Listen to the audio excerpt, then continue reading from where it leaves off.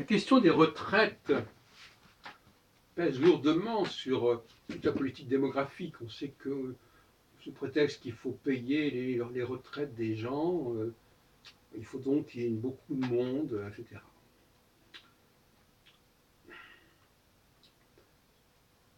La démographie, c'est une chose qui est un tabou quelque part. Mais il y a d'autres tabous qui sont importants, qui ne sont pas du tout négociables apparemment. C'est le fait qu'il n'est pas souhaitable que tout le monde vive indéfiniment. Avec le transhumanisme, avec le post-humanisme, on va être de plus en plus capable de prolonger la vie de certaines personnes.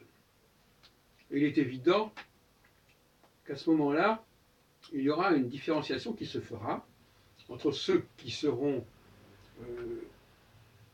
élus dans ce sens et ceux qui ne le seront pas. Et ceux qui ne le seront pas seront en quelque sorte condamnés à la mort précoce, si on peut dire. Et là, le problème se pose.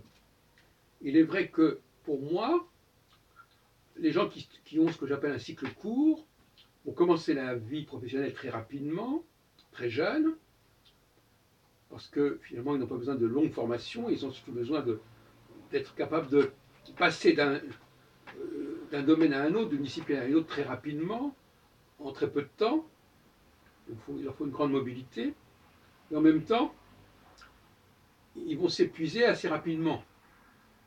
Et donc, finalement, il n'y a pas de raison de prolonger leur existence au-delà, peut-être, d'une quarantaine d'années d'activité professionnelle, peut-être même moins.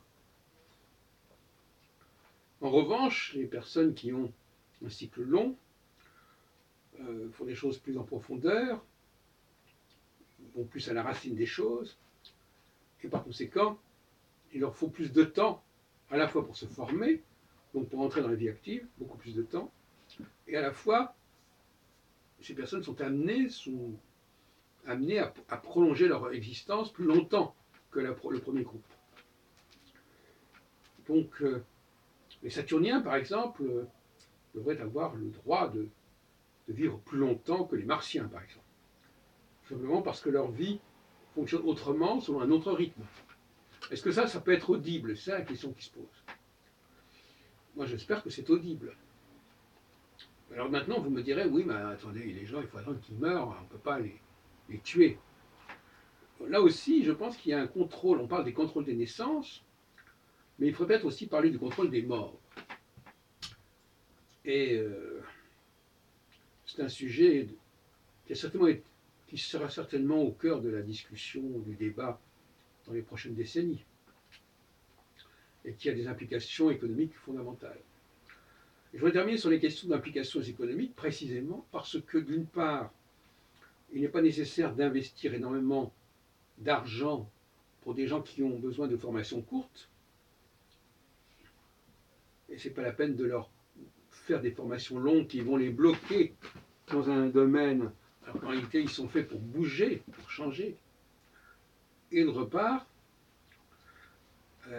il est bon de ne pas non plus dépenser des sommes exorbitantes pour prolonger la vie de personnes qui ne sont plus opérationnelles et dont on ne peut plus attendre grand-chose.